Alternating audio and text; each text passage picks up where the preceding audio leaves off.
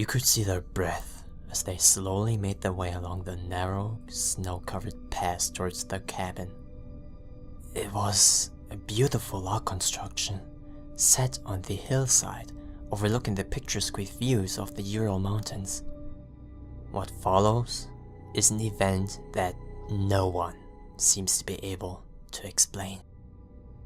Back in the early 1950s, a group of young skiers decided to take a trekking vacation in the northern mountains of the Ural, only to be strangely massacred without explanation or reason. Some years later, a small group of local university students decided to investigate the incident. The group were students of the exact same school that the previous party had attended, the Ural Polytechnical Institute. However, they were not prepared for the road that lay before them. After weeks of preparation, survival training, and mental and physical training, they were finally ready to set off on the unique expedition. On the day of their departure, the 9 students and 2 tutors kissed their family goodbye and shouted, "See you in a few weeks!" as they left, blissfully unaware of what awaited them. They slowly made their way out of the town, gradually leaving the institute, disappearing into the distance. As the hours passed by, the youths talked and giggled between themselves, snacking on chocolate to keep their energy levels high until eventually reaching their base destination. They set up camp, pitching the 5 tents in a close circle, leaving just enough room for a fire.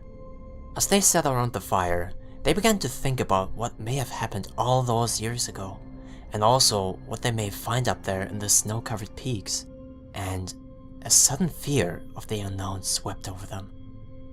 As they all settled down in their sleeping bags, they all found it difficult to sleep.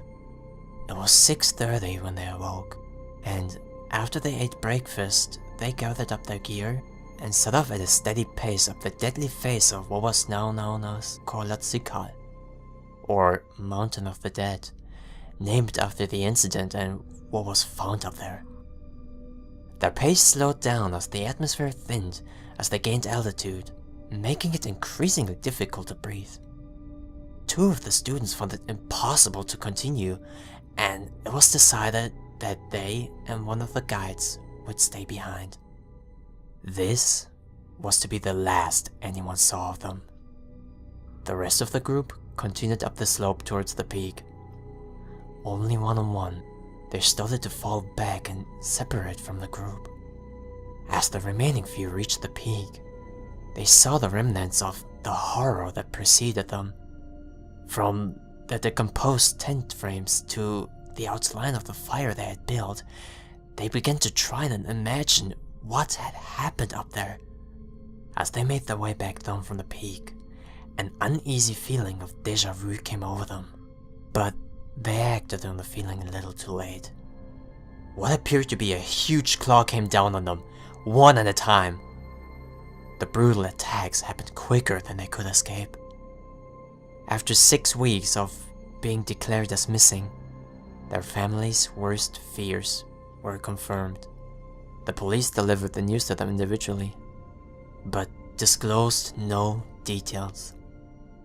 The only thing that they would say is that the bodies could not be found, but based on the bloodbath they had found on the mountainside, it is highly unlikely they would have survived.